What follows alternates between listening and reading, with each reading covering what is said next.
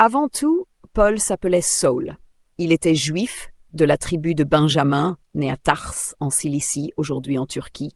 Il était citoyen romain et très éduqué dans la loi juive, formé par le célèbre rabbin Gamaliel, persécuteur de l'Église.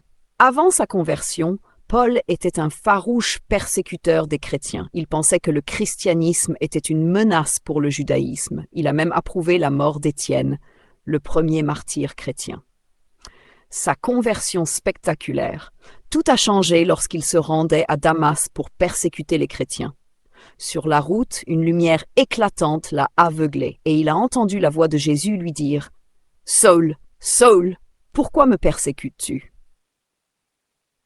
Après cet événement, Saul est devenu Paul, un disciple de Jésus-Christ, complètement transformé.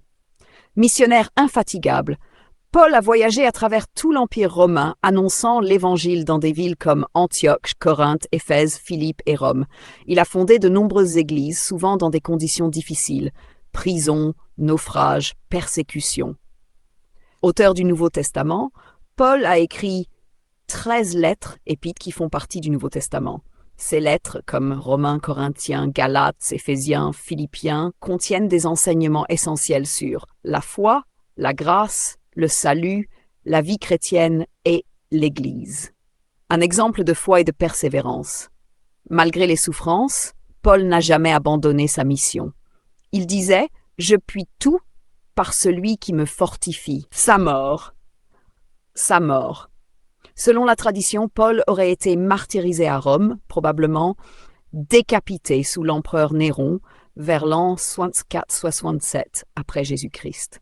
Peu importe ton passé, tes erreurs ou même ton opposition à Dieu, si tu ouvres ton cœur, il peut te changer, te relever et faire de toi un instrument de lumière.